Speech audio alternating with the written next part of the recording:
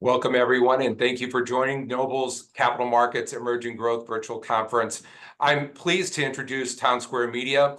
TSQ is the stock symbol. It is covered by me. I am the Director of Research and the Media and Entertainment Analyst here at Noble. I have an outperform rating with a $20 price target. This is a really compelling total return story. You have a very compelling 8% annualized dividend yield at current levels, plus our price target suggests significant upside. This is not a radio company, and we all know that there's a lot of turmoil going on in that industry.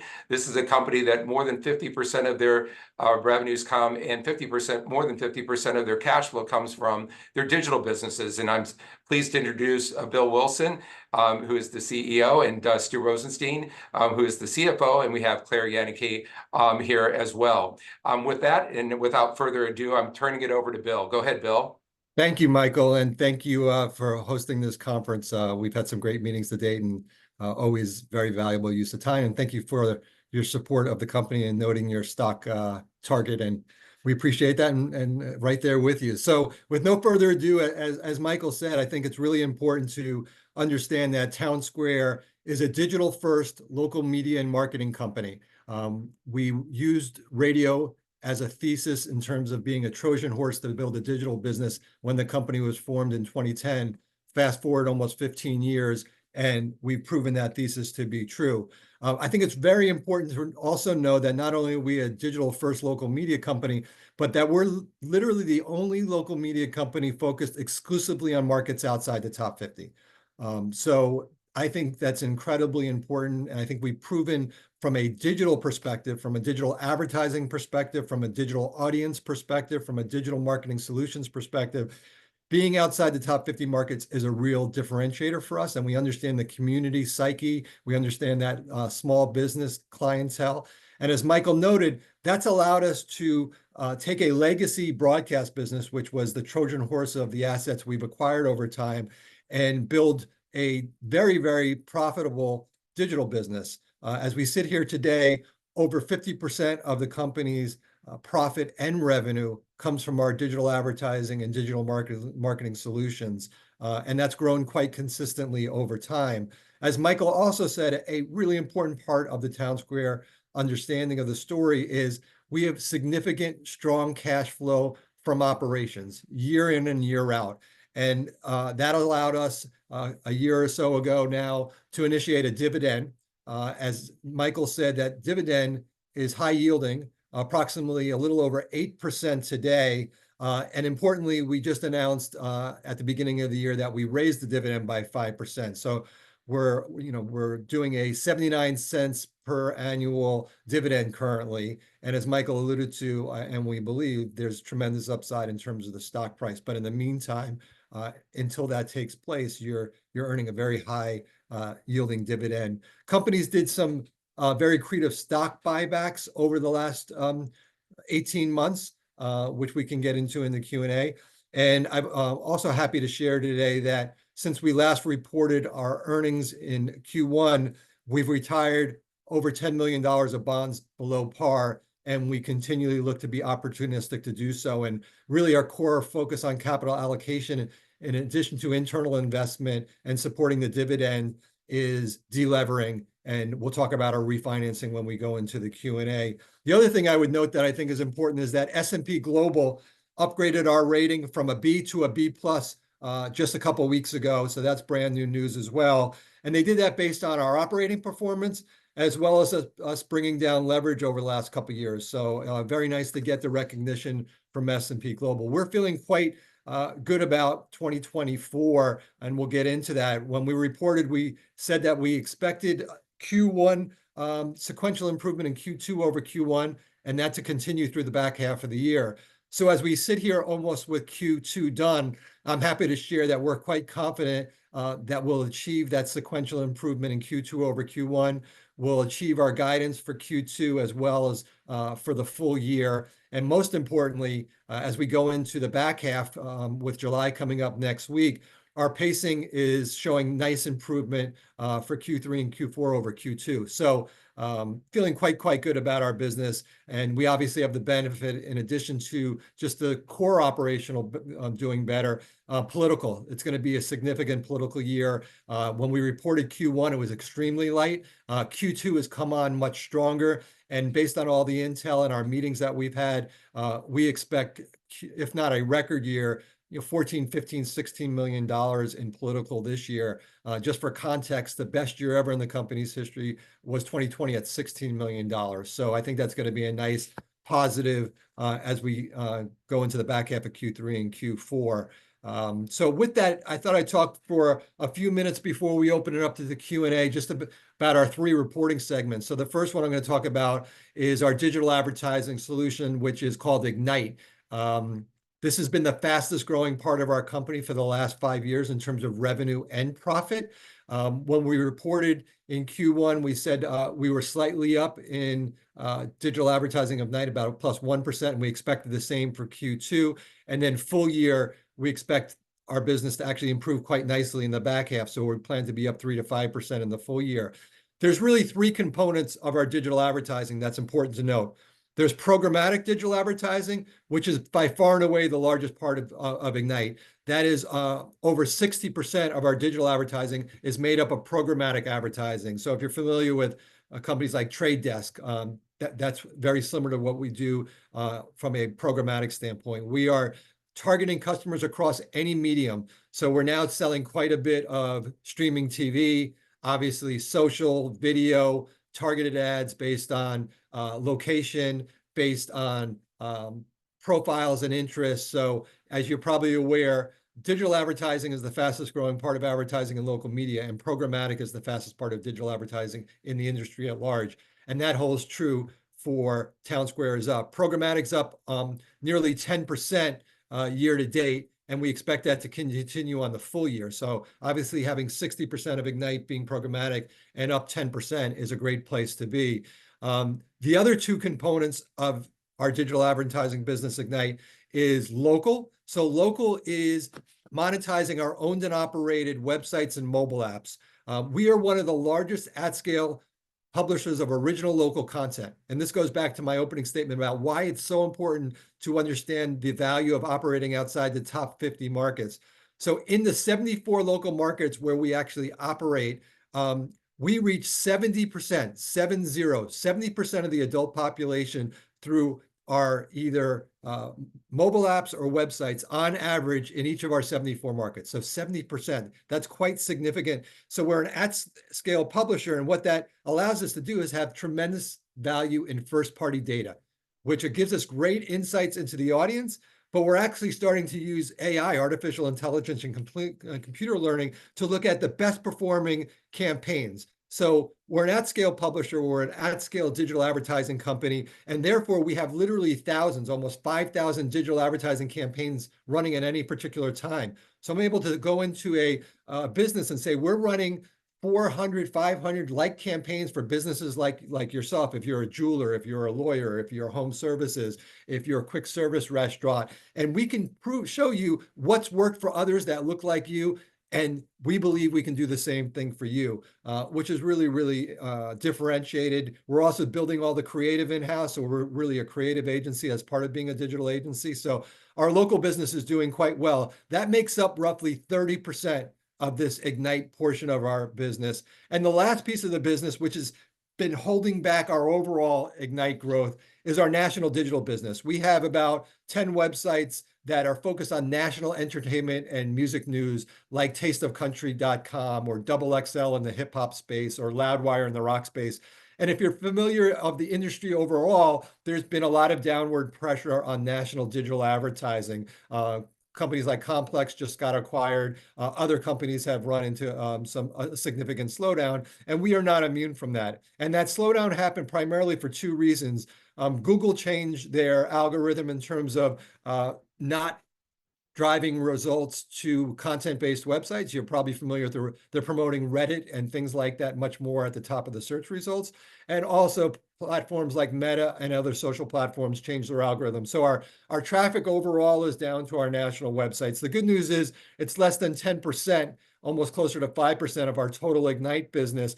But as we shared on our last call, that was down over 20%, and we expected it to actually get worse in Q2, and that's transpired. It's down over 30%. So that's giving I'd say a headwind and masking the overall health of our programmatic and local business. Our Ignite business, strong profit margins.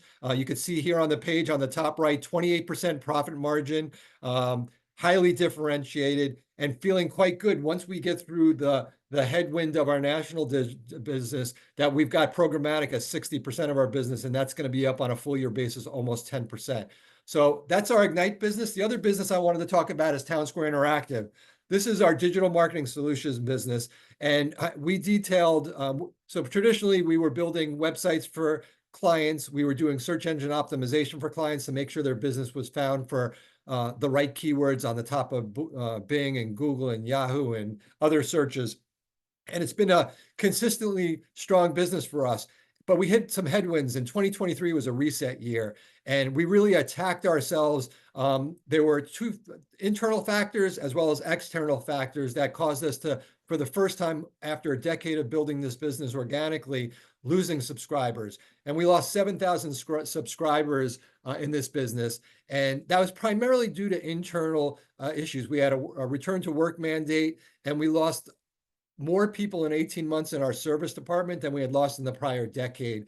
And there were some external factors too, obviously last year with high inflation, which remains today, and just more pressure on these SMPs because we were targeting clients with less than 5 million in revenue. So they definitely felt the pressure.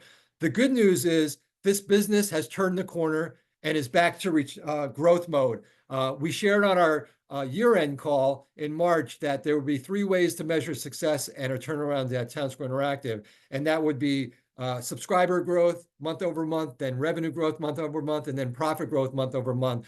And at the beginning of the year, I expected that to happen in Q2. That actually happened sooner, where we had subscriber and revenue growth happen in March. And on our Q1 call, I said that will continue in Q2, and I'm glad to share that it did continue in Q2, and we'll have a return to month over month, quarter over quarter subscriber growth and revenue growth. And we expect in Q2, you may recall in Q4, we lost over 1,700 subscribers. In Q1, we lost 700 subscribers. So we cut that almost by 60%. And in Q2, we're now turning positive. I expect over 200 net subscriber adds in Q2, and we expect that to grow and grow and grow from here on out for the back half of the year. So that definitely, when you look at the company overall, that muted our top line revenue performance as well as our profit performance, because in 2023, we lost 8 million of top line revenue at almost a 30% margin. And this year, even though we turned the corner now, and as I just shared, we started adding subscribers in March, April, May, and June, the fact that we lost 7,000 prior to that, you're still seeing that decline in revenue. We said we declined roughly 15% in revenue year over year in Q1. That would be roughly the same in Q2. So expect almost $7 million of decline full year in 24 versus 23, even though we're starting to grow revenue again month over month. So we'll expect, we lost 3 million about over 3 million in Q1 year over year. That'll be a little less than 3 million in Q2. And then we think that we'll cut that in half in the back half of the year. And then we go into 2025, I believe, with a lot of momentum with Townsquare Interactive. We'll return to year over year revenue and profit growth. So happy to say we attacked ourselves, we solved our problem, and we're back in growth mode with Townsquare Interactive. The last thing I'll say before we turn it over back to Michael for our Q&A is our broadcast business. That is the traditional legacy business. Thankfully, Stu, who is our CFO, but also the co-founder, had the strategy and foresight to build a company using radio as a Trojan horse to build a digital company. We didn't just kind of wander into this 4 or 5 years in saying, okay, how are we going to make up for any broadcast decline? The whole thesis of the company is broadcast will decline over time. We believe it's going to decline less in markets outside the top 50 because it means a lot more in markets outside the top 50. And I think when you look at the last decade, that thesis has proven true. First of all, we're outperforming from a broadcast perspective overall. Very proud of the team taking share, but the overall industry is in decline, as Michael said at the top. And we're treating broadcast as a traditional cash cow business, a legacy business, but it's very powerful. We reach 70%, 70% of the adult population, as I said at the top, of all people through our websites, on the radio stations, and over 50% just through the AM/FM broadcast. So that's very, very powerful marketing to build a digital business. And obviously, our broadcast business is going to drive a lot of political dollars this year. As I said earlier, we expect close to our record year in 2020. So somewhere between $14 to $16 million in political. But broadcast, in our view, is a slow declining business over time. So low single digits. We are seeing sequential improvement overall in broadcast, but it's pretty much going to be the same for the full year, down low single digits, ex political, which is exactly what we expect this year and in the out years. So with that, Michael, I think I walked through the whole thesis of being a digital first local media company focused on markets outside the top 50, why we're differentiated, our two digital components of Interactive and Ignite, and then our cash cow and broadcast. So I'll turn it to you for questions, and if anybody in the audience, happy to take any and all questions. Thank you very much, Bill. And just as a reminder, if you'd like to ask a question, just hit that chat box and send those questions in, and I'm happy to address as many of those as I possibly can. Since we have Stu on the line, I was wondering, Stu, if you can maybe give us an overview of the debt at the company and the prospect of refi as you kind of look out to you refining your debt. Sure. As Bill had mentioned, our first and foremost, after investing in a normal business, our capital allocation strategy is going to be to delever going forwards. Our bonds come due in a little over a year and a half. They become current in about 4 or 5 months. We're going to look to refinance the existing little under $500 million worth of bonds. We originally took out $550 million worth of bonds. We're down to like $491 million. We paid down close to $60 million of those bonds over the last 3.5 years. The markets are not cooperating. They're not perfect, but with all of our strong cash flow, we'll have no problem going out and refinancing those bonds in the next 4 or 5 months. We're going to look to do a term loan B, a bank loan, because in times of hopefully dropping prices, you don't want a fixed rate instrument. Conversely, 4 or 5 years ago, when interest rates were close to zero, we knew that the likelihood was interest rates were only going to be increasing. So we wanted a fixed rate instrument. That's why we did a bond. I think having a term loan B going forwards will give us a lot of flexibility because we'll be able to pay it down with all of our free cash flow on a monthly basis. It's a little tougher now because we have to go out and try to pry bonds out of bondholders' hands at prices under par. That's a little difficult. You can't just pay it down whenever you want to. And being that we have free cash flow every month of the year, and we really don't have a lot to do with it, but after we invest in our businesses, we'll be able to pay it down a lot easier. We think that hopefully the administration will come through in the next 3 or 4 months and give us at least one more rate cut. But even if it doesn't, we will have no problem because bank loans are variable loans. As rates come down over time, they'll come down. And as the economy gets better and as the financing markets get better, we'll be able to reprice the spread going forwards as well. So, we're very confident. We're talking with 3 major banks. The refinancing will happen. We are not highly levered. We just got an upgrade from Standard & Poor's from a B to a B plus based upon our strong free cash flow and our performance. So going into this, we're very confident about our ability in refinancing this, and we're looking forward to getting ourselves into an instrument that allows us to pay us down on a monthly basis with all of our free cash flow. Terrific. And I'm going to take a few questions here from the audience. There appears to be a lot of companies focused on your Ignite market. How do you differentiate yourself in the marketplace? How does your pricing compare to them? Yeah, so I think one of the most important things, there's a lot of competition in that space. There has been in a long time, either local digital agencies, broader agencies, television, newspapers, other radio broadcasters, pretty much everyone. The great news is there's so much money in that space today, and it's growing at a high single-digit rate, CAGR, in terms of what's transpired and what people expect over the next 5 years. We are truly differentiated in our markets. That's why literally we're up 10% currently year over year, and we expect to be up almost 10%, if not that, on a full year basis. I think there's so many components to why we are differentiated. I mentioned the at-scale publisher, the first-party data, the insights, the fact that we're running, close to 5,000 campaigns and now using AI learning to be able to sit down with a client and say, we're running these campaigns for businesses just like yourself in other markets. Let us show you how we do it. We do all of our own creative in-house, so we're coming up with the right message, but then we're also coming up with the right creative. We're A/B testing, if not A, B, C, D, and E testing. We're using AI to test the creative to see what's performing best. We're integrated with all of the major exchanges for inventory. So we're not only an at-scale publisher with great scale and first-party data, but we have integration and our own tech stack on top of great partners like the Trade Desk and Xandr and Simplify and so many other providers. So we see for all intents and purposes, we see all the inventory on the internet, if that's connected TV, if that's video, if that's social. And we have great in-house buying team, over 100 buyers buying media all day long across the internet, who then optimize and use AI learning. So there's so many components of why we are differentiated, and there is a lot of competition, but yet we're growing on an average rate when you look at us over the last 3 to 5 years in programmatic at a double-digit rate. There's also Gordon Borrell publishes data. The good news is in our markets, the 74 local markets there, that's primarily where we're selling Ignite.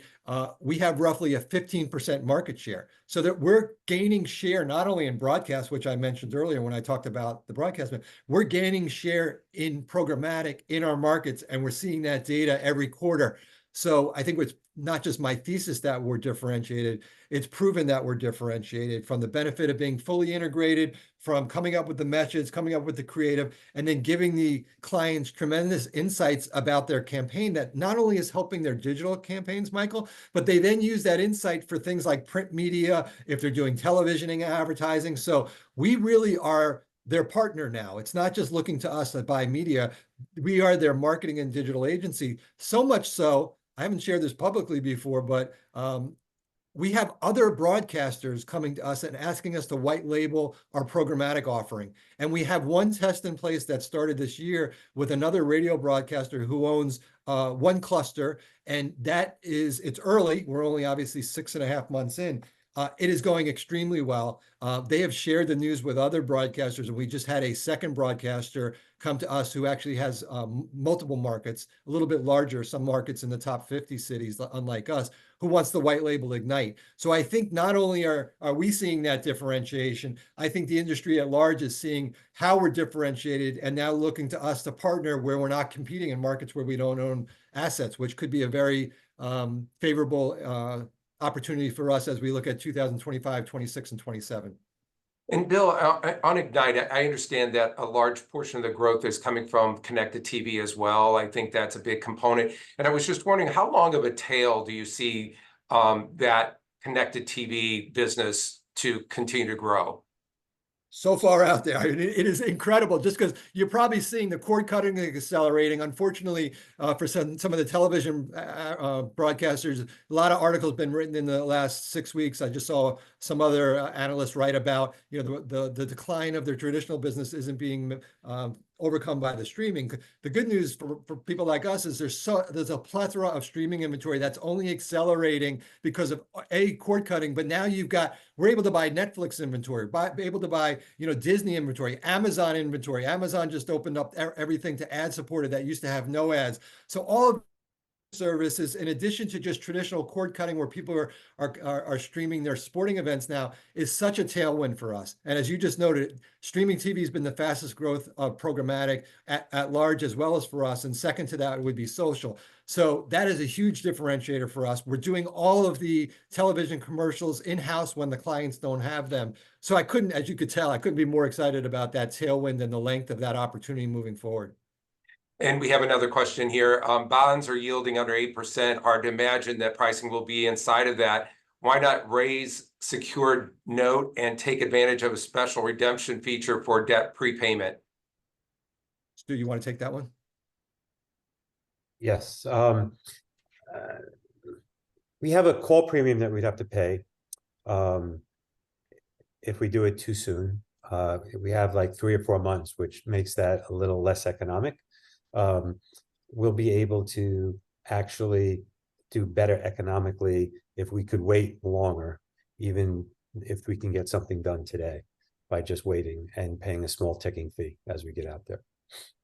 Gotcha. And then I want to go back to your interactive business. And I know that I'm just wondering if there were, was this all driven by the economic issues, or were there some things that maybe you took your eye off the ball? And in terms of now getting back on a growth trajectory here, were there other feature sets, maybe suites of products and things like that outside of what your original offerings were that maybe are driving some of the growth? I was just wondering if there's other elements of getting back on track that makes it more sustainable, I guess, in terms of the growth trajectory we're seeing now. Exactly. Spot on, Michael. So a lot of so there was some external factors, high inflation, high interest rates, smaller businesses. You saw more businesses in terms of SMBs go out of business in 2023 than you did in the prior year. So that was definitely a factor. I would say the biggest factor for our decline was internal. We had a return to work mandate at January of 23. So you actually saw our subs in the first quarter really not decline much, but they declined 250. Then we had 3,000 sub losses in Q2. That's because a large subset of our workforce quietly quit. They either quit or they didn't work. And that was a huge disruption. As I said earlier, we lost more people in 18 months in the service department than we had lost in the prior 10 years. And we also changed our service model. So the service model wasn't taking our eye off the ball. It was really making a decision that we thought was right for the long-term business. We knew it was going to hurt short-term. We maybe didn't know it was going to hurt as much, but I'd still make the same decision today because we're doing so much better with our teams back collaborating in the office. The other thing we did is we changed our one-to-one customer service model to a pooled model, and we knew that would be disruptive. We knew we'd lose more customers. It was the right thing to do for the next 5 years. It wasn't the right thing to do for the next 12 months, but it was for the next 5 years, and that's what we focus on. So the last point is so important. We've added new solutions in Q1 starting in January, and that is fueling a lot of not only growth in the return to growth, but a lot of value, and it's broadened the target audience. Before Townsquare Interactive was really if you needed a better web presence and you needed help with search engine optimization. We still do that today, but if you had a great website and you were ranked high in Google, we were not the right company for you today before, and now we are because we offer a very robust CRM where we can guarantee a lift of 10% of your audience turning or web traffic turning into leads and turning into customers with the CRM. And the client can see that by taking care of the CRM and adopting it. And they can see all the billing in their CRM. We're getting such great positive feedback with our CRM. We do now text-based marketing, email marketing, appointment setting, integration into QuickBooks. So we now have a whole SaaS platform in Townsquare Interactive that is driving tremendous increase in sales, and we're seeing an uptick in ARPU. So couldn't be more excited. We took a hit. We were very transparent. We took a hit, as I said, lost $8 million last year of top line. We'll lose almost $7 million this year, but we returned to growth and we attacked ourselves and we're better because of it, and we have a better offering. I know in the past that you have indicated that you would take a look at buying radio, especially because of the prospect of putting your digital businesses in some of those markets and kind of expanding that and enhancing the growth rate of those acquired businesses. Given the turmoil in the radio industry, has that prospect or has that acquisition strategy kind of changed, or have you shifted focus? No, so I'd say three things. One, right now we're focused on the refi. So we're not looking at M&A now until we finish the refi. We're definitely focused on delevering after internal investments and supporting the dividend. To your point, there's a lot of M&A out there. The Cherry Creek acquisition, which we did almost 2 years ago to the day, the thesis was that we're going to buy that at roughly 6 times, and in 3 to 5 years, we're going to double the profit. We're initially going to take the profit down because we're going to have to invest in the digital business. And as I sit here today, 2 years in, I'm very confident we're actually going to double the profit probably in 3 to 4 years. We already see the investment start to turn and increase profit.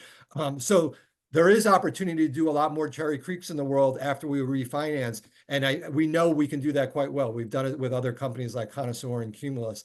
The other side of that coin is it's not an either or, but we could do both. As I shared with you, we're now white labeling our digital advertising business as well as they're interested in Townsquare Interactive. We haven't started that yet because we like to crawl, walk, run, but if other broadcasters start to see us as a solution for their digital advertising and digital marketing solutions, we can grow our revenue and our profits without having to acquire other broadcast properties. So we may choose to do both, but it's nice to have the opportunity potentially to do both. Well, I have to apologize that we're not going to be able to get to all the questions that have been submitted, and I'm sorry for that. Certainly, you can reach out to the company, or feel free to reach out to us, and we're happy to schedule maybe a call directly with the management team. I also encourage you to take a look at our research report on channelcheck.com. And with that, I thank the Townsquare management for joining us today. Thank you so much. Appreciate it. Appreciate you, Michael. Thank you, everybody who attended.